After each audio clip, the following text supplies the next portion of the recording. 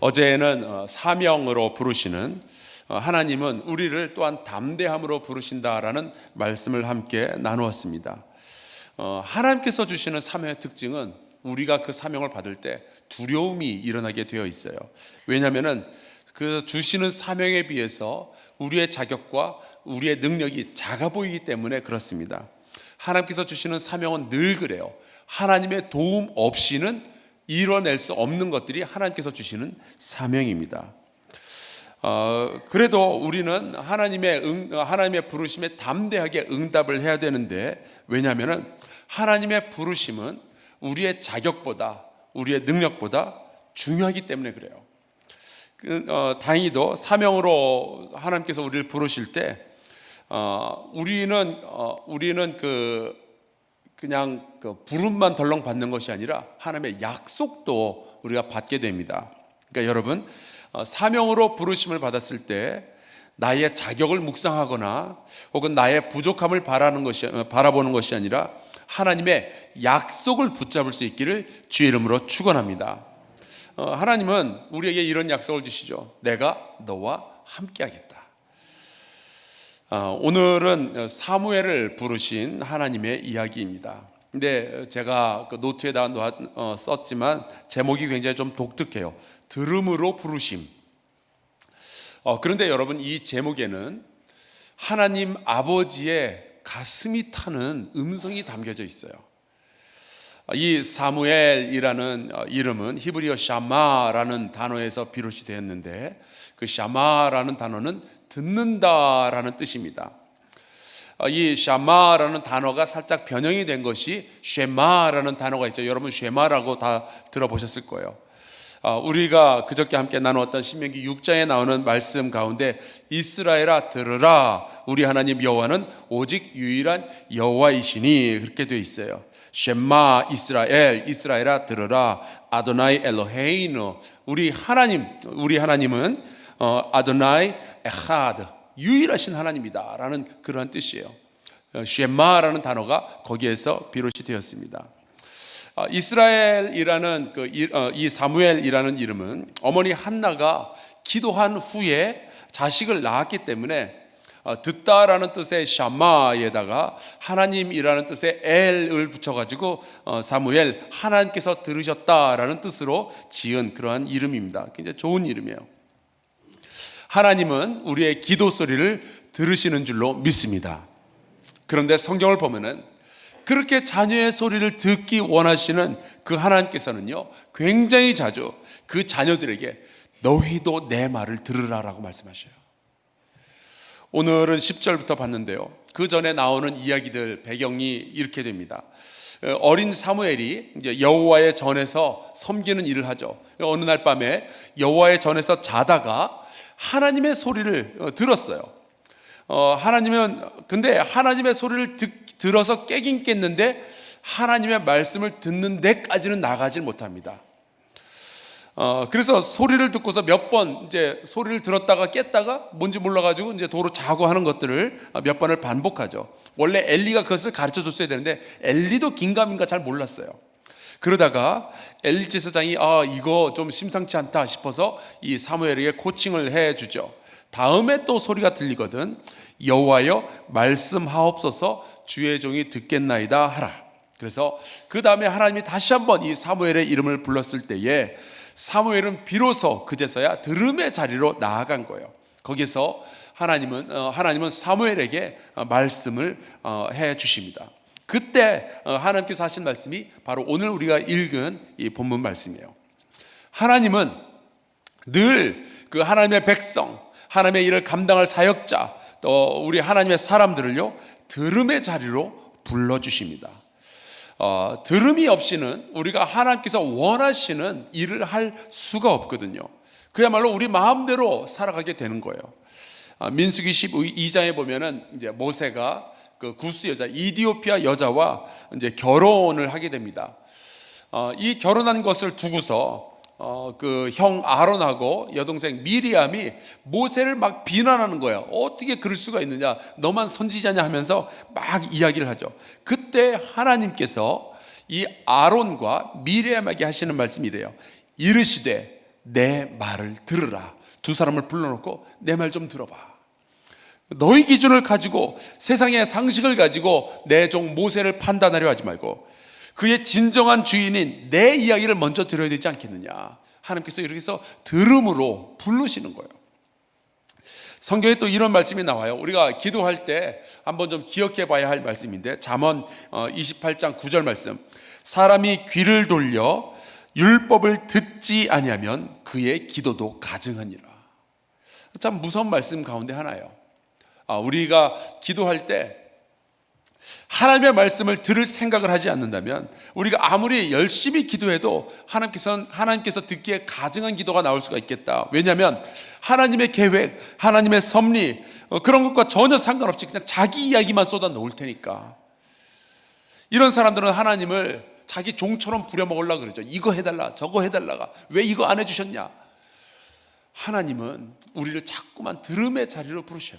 우리가 들어야 기도도 잘 할 수가 있게 돼요.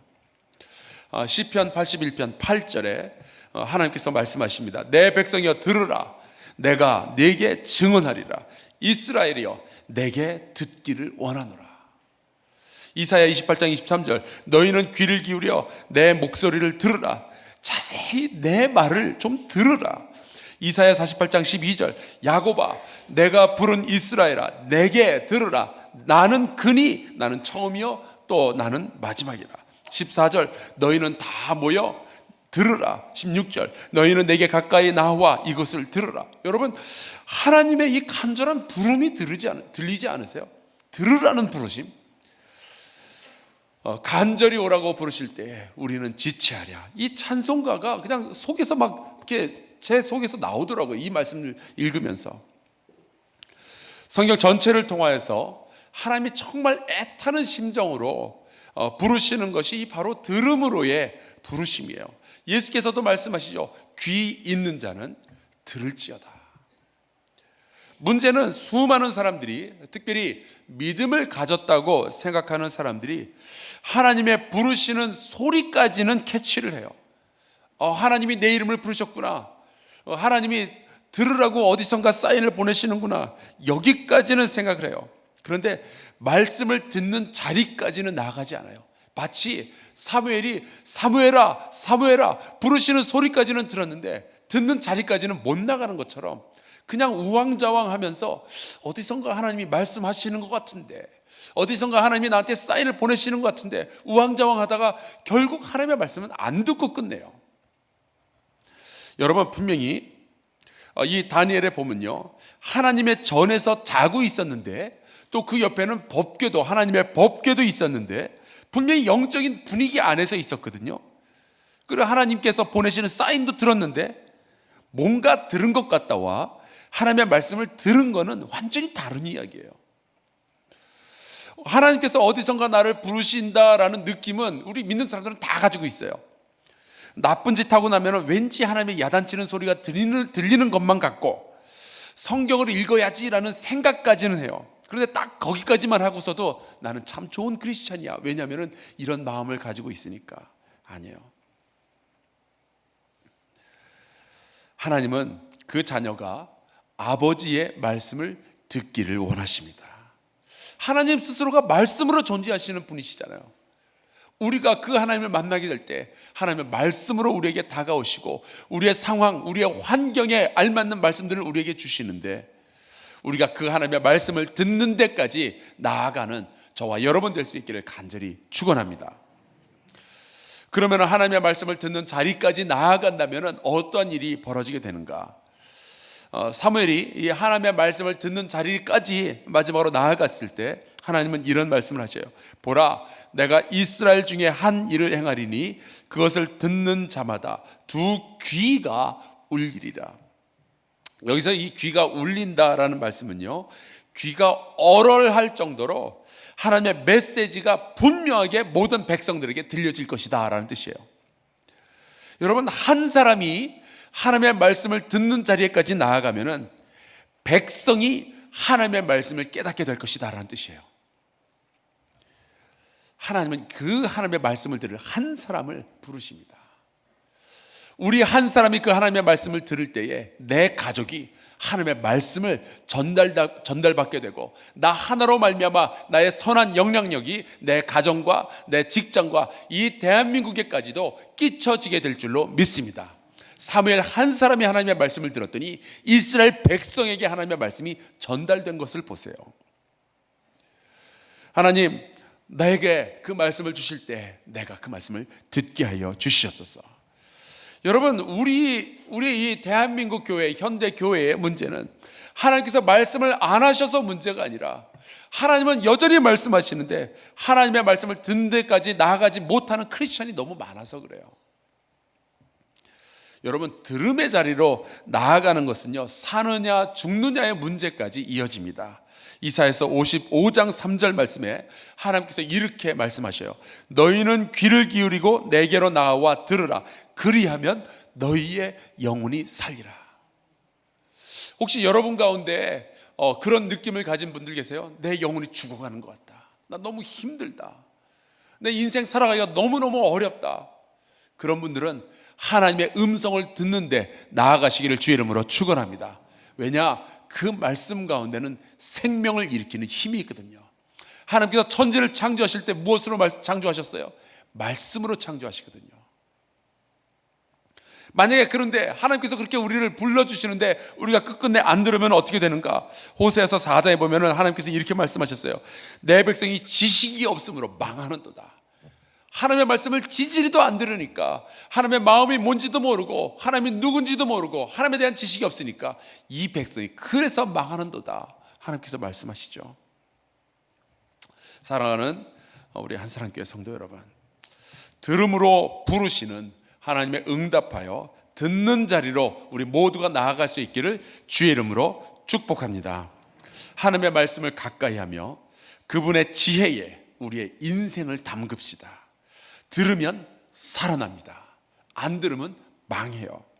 들어야 믿음이 생기고 들어야 그분의 뜻대로 살아갈 수 있는 거 아니겠어요? 우리 각자에게 필요한 것은 한 가지입니다. 하나님이 원하시는 바로 그것이 되는 것, 그것이 하나님의 뜻을 따라 인생을 완성하는 것인데, 주님의 말씀을 듣고 그대로 행하여 나의 인생을 바꾸고 세상을 바꾸는 저와 여러분 되기를 간절히 축복합니다.